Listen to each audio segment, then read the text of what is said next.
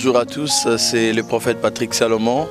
Une fois de plus, nous sommes encore heureux de pouvoir partager avec vous certaines vérités que nous croyons qui sont très importantes pour pouvoir libérer le peuple de Dieu à découvrir davantage le mystère que Dieu a renfermé en Jésus-Christ.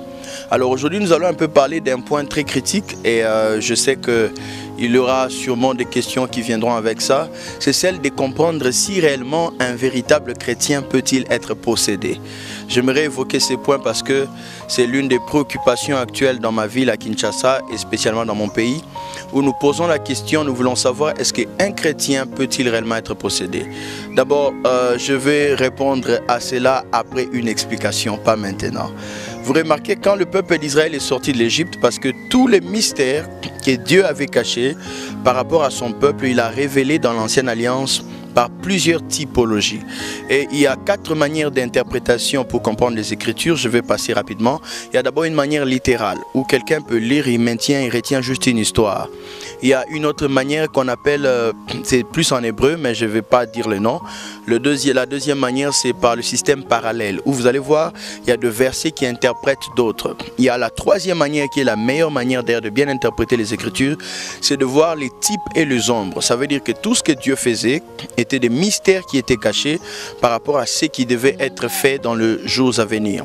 Et il y a la 4e méthode, c'est celle qui garde l'image des origines des mots, où vous pouvez comprendre les Écritures parce que vous avez longtemps eu à pouvoir rechercher au travers des mots hébreux, grecs, pour comprendre les sens approfondis. Alors, cette 3e méthode de typologie, c'est la méthode que nous voulons explorer ici pour que vous compreniez la capacité que Dieu donne à un enfant de Dieu. Quand j'étais en retraite, un jour, Dieu m'a demandé, est-ce que le diable peut-il arracher ce que moi j'ai gardé? Et j'ai dit à Dieu, non. Alors, le Seigneur m'a demandé, comment se fait-il que les gens font des prières où ils demandent à ce que le diable leur ressuscite ce qu'ils ont pris? La question, est-ce qu'ils ont pris ça en Dieu, ils ont arraché Dieu ou ils les ont arraché la tête? Je ne sais pas.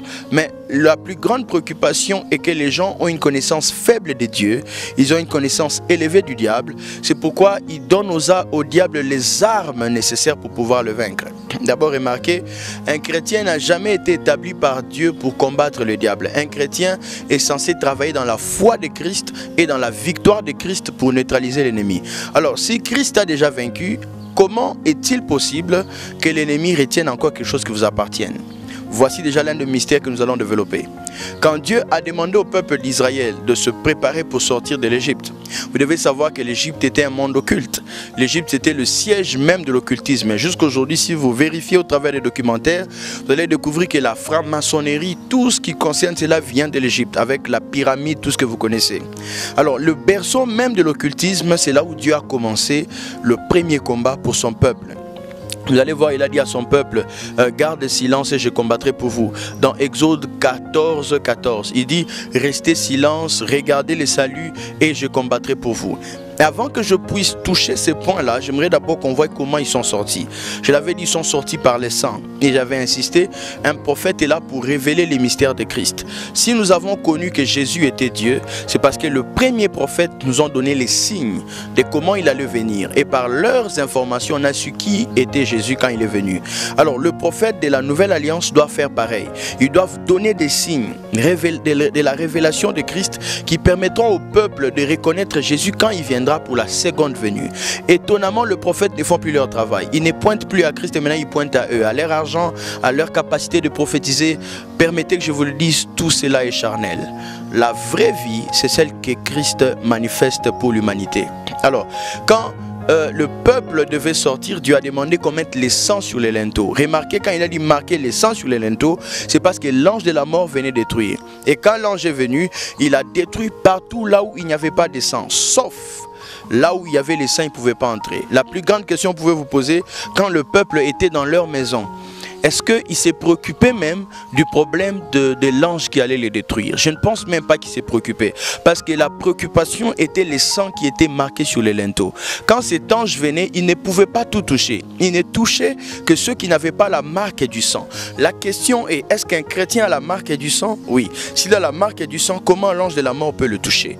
Comment expliquez-vous que les démons sont en mesure de toucher des chrétiens qui ont la marque du sang. Alors que Dieu a dit, tu ne toucheras pas là où il y a le sang. Ça veut simplement dire que si un chrétien se retrouve dans une zone où il croit être saisi par le monde invisible du diable de ténèbres, cela veut simplement dire qu'il n'a pas saisi les mystères du sang de l'agneau. Parce que c'est le mystère du sang qui est la protection et la garantie de la vie chrétienne. Alors sans la révélation du sang, on ne peut pas vivre une véritable délivrance. La plus grande question, je sais que je vais remettre en question beaucoup de gens, les plus grandes qualifications que le diable possède, c'est quoi? Le diable possède les plus grandes qualifications du genre accusateur, de genre menteur. Voilà, ça veut dire que tout ce que le diable peut jouer ou essayer de mettre en place, ce sont les accusations. Or, chaque accusation existe simplement parce que la croix n'est pas encore là. Alors, quand vous avez déjà le mystère de la croix, l'accusation tombe. Quand vous allez lire Zacharie 3, la Bible dit que quand le diable s'est mis à accuser le prêtre Josué, la Bible dit que Dieu a dit enlevez cet habit-là. L'habit que Dieu lui avait donné, c'était l'image de la justice, l'image même de la purification de Jésus, pour arrêter l'accusation du diable. Le diable ne peut plus jamais te retrouver dans n'importe quelle accusation du péché parce que le sang t'a déjà lavé. Il n'a pas même mise sur toi parce qu'une fois lavé par le sang, tu ne peux plus être un repère du diable ou un repère des démons. Vous remarquez déjà qu'un véritable chrétien qui a compris les mystères du sang ne peut jamais être possédé. Vous pouvez autant monter, descendre, mais prouvez-les dans les Écritures, ça n'existe pas. La deuxième des choses, Dieu a dit, regardez les saluts, je combattrai pour vous. Ça veut dire quoi? Dieu entre dans le combat quand vous regardez les saluts. La Bible dit clairement, dans Exode 14, 13 à 14, levez vos yeux, regardez la délivrance que Dieu vous donne aujourd'hui. En anglais, on dit, regardez les saluts que Dieu vous donne aujourd'hui. Or, les saluts que Dieu donne, c'est le nom de Jésus. La Bible dit, la Bible révèle que le nom qu'on a donné à Jésus, Jésus signifie Yahweh sauve, Dieu sauve. Quand il disait, regardez les saluts que Dieu vous donne, il voulait dire, regardez Yahweh sauve. Il voulait dire, regardez Jésus.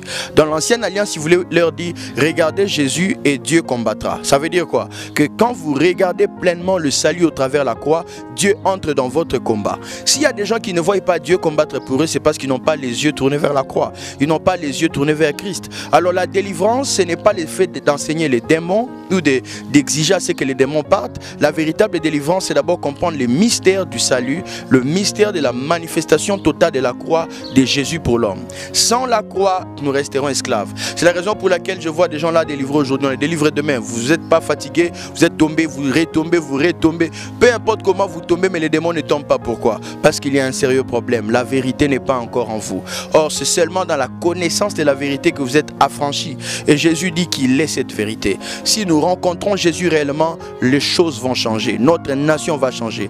Nous aurons des chrétiens qui sont remplis de puissance, qui manifesteront Christ et qui commenceront à grandir à la maturité de l'homme que Dieu leur a appelé. Alors les yeux tournés vers Jésus-Christ, Dieu entre dans le combat et il prend même mise sur nos ennemis et nous positionne dans la place qu'il faut.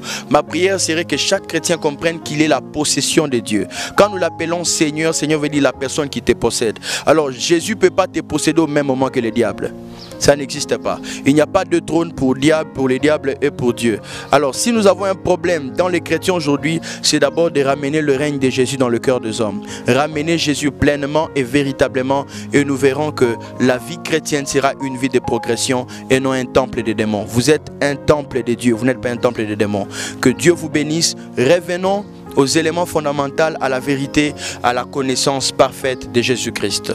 Que Dieu nous bénisse, plein de bonnes choses à tout le monde, que la faveur de Dieu vous accompagne et que la connaissance de Jésus vous illumine partout où vous êtes. Merci beaucoup. Que Dieu vous bénisse.